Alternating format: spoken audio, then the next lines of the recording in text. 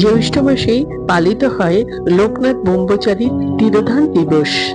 তাই লোকনাথ তিরোধান দিবসে লোকনাথ বাবার পুজো অর্চনা করা হয়। এই তিরোধান দিবসে লোকনাথ বাবার পুজো অর্চনা করা হয় নানা বাড়িতে ও মন্দিরে।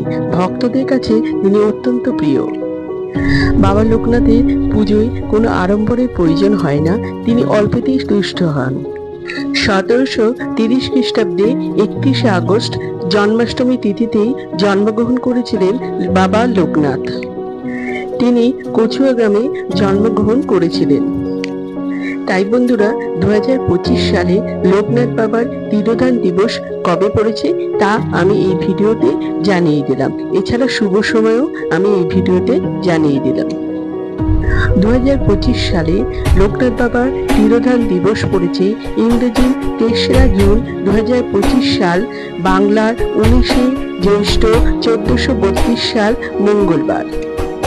মনে করা হয় বাবা লোকনাথের আশীর্বাদ থাকলে কোনো বিপদই স্পর্শ করতে পারে না।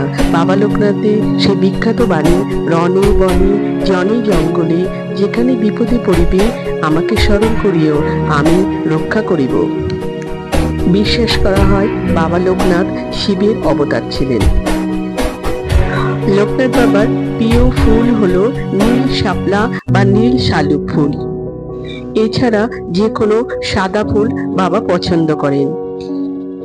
এছাড়া লোকনাথ বাবাকে বেলপাতাও অর্পণ করতে পারেন। লোকনাথ বাবার প্রিয় ভোগ হলো মিছরি, তাই লোকনাথ বাবাকে মিছরি ভোগ দিতে পারেন। এছাড়া যে কোনো ফল মিষ্টি ভোগ দিতে পারেন। এছাড়া লোকনাথ বাবার প্রিয় ফল হলো তালশাঁস, সেটাও দিতে পারেন। কালো জামও দিতে পারেন। বন্ধুরা, আপনারা নিজেদের পছন্দ মতো লোকনাথ বাবাকে ফল দিতে পারেন। লোকনাথ বাবার পুজোর শুভ সময় থাকতে চলেছে ইংরেজি 3রা জুন 2025 সাল, বাংলার 19শে জ্যৈষ্ঠ 1432 সাল মঙ্গলবার সকাল 6টা বেজে 45 মিনিট থেকে সকাল 9টা বেজে 24 মিনিট পর্যন্ত। এর মধ্যে আপনারা পুজো করতে পারেন। এছাড়া দুপুর 12টা বেজে 4 মিনিট থেকে দুপুর 2টো বেজে 46 মিনিটের মধ্যে আপনারা বাবার পুজো করতে পারেন। বন্ধুরা, এই দিন লোকনাথ বাবাকে অন্নভোগও নিবেদন করতে পারেন। এছাড়া লুচি, সুজি, পায়েস নিবেদন করতে পারেন। 5 রকম ভাজা নিবেদন করতে পারেন।